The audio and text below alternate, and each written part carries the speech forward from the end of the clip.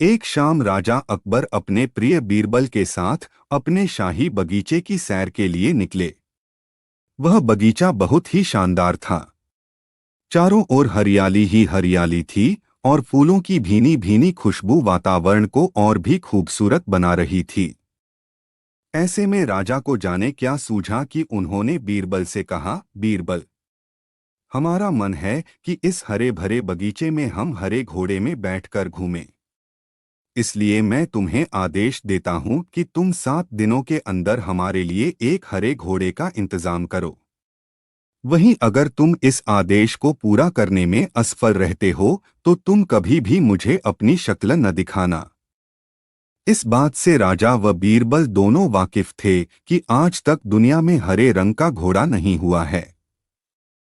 फिर भी राजा चाहते थे कि बीरबल किसी बात में अपनी हार स्वीकार करें। इसी कारण उन्होंने बीरबल को ऐसा आदेश दिया।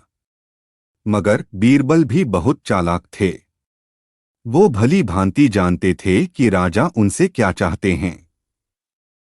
इसलिए वो भी घोड़ा ढूंढने का बहाना बनाकर 7 दिनों तक इधर-उधर घूमते रहे। 8वें दिन बीरबल दरबार में राजा के सामने पहुंचे और बोले, महाराज, आपकी आज्ञा के अनुसार मैंने आपके लिए हरे घोड़े का इंतजाम कर लिया है, मगर उसके मालिक की 2 शर्तें हैं। राजा ने उत्सुकता से दोनों शर्तों के बारे में पूछा। तब बीरबल ने जवाब दिया, पहली शर्त यह है कि उस हरे घोड़े को लाने के लिए आपको स्वयं जाना होगा। राजा इस शर्त के लिए तैयार हो गए। फिर उन्होंने दूसरी शर्त के बारे में पूछा। तब बीरबल ने कहा, घोड़े के मालिक की दूसरी शर्त यह है कि आपको घोड़ा लेने जाने के लिए सप्ताह के 7 दिन के अलावा कोई और दिन चुनना होगा। यह सुन राजा हैरानी से बीरबल की ओर देखने लगे।